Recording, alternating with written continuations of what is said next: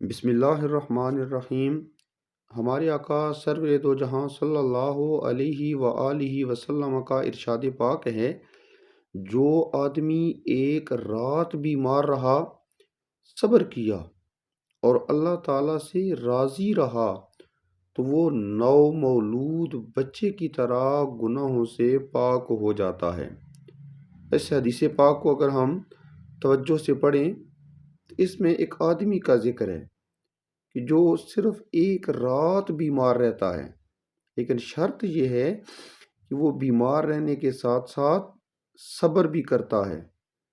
اور اس بیماری پر اللہ تعالیٰ سے راضی رہتا ہے،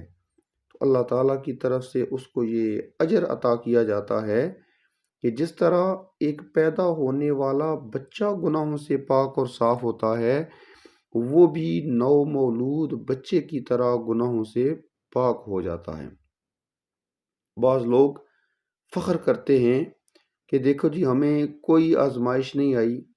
ہمیں کبھی کوئی غم نہیں پہنچا، ہم کبھی بیمار نہیں ہوئے، ہمیں کوئی مصیبت نہیں آئی، تو یہ اچھی علامت نہیں ہے۔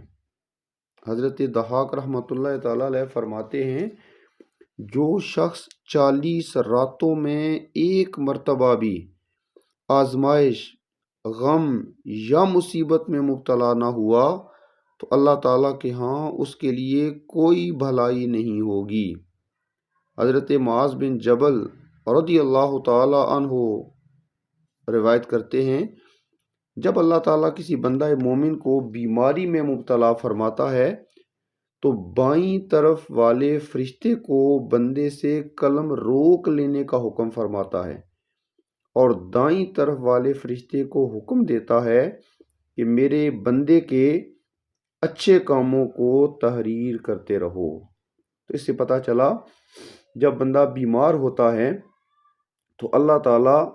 بائیں طرف والا فرشتہ جو گناہ لکھتا ہے اس کو قلم روک دینے کا حکم ارشاد فرماتا ہے، اور جو دائیں طرف والا فرشتہ ہے انسان کے نیک اعمال کو درج کرتا ہے، اس کو حکم ہوتا ہے کہ بندے کے جو نیک کام ہیں انہیں تحریر کرتے رہو۔ تو اس حدیث پاک سے ہمیں پتہ چلا کہ اگر ہم تھوڑی دیر کے لیے بھی بیمار ہوتے ہیں یا کوئی آدمی زیادہ عرصے کے لیے بھی بیمار ہوتا ہے تو اس پر ہم نے صبر کرنا ہے اور اللہ تعالیٰ کی رضا پر راضی رہنا ہے۔ اس عمل کے طفیل اللہ تبارک و تعالیٰ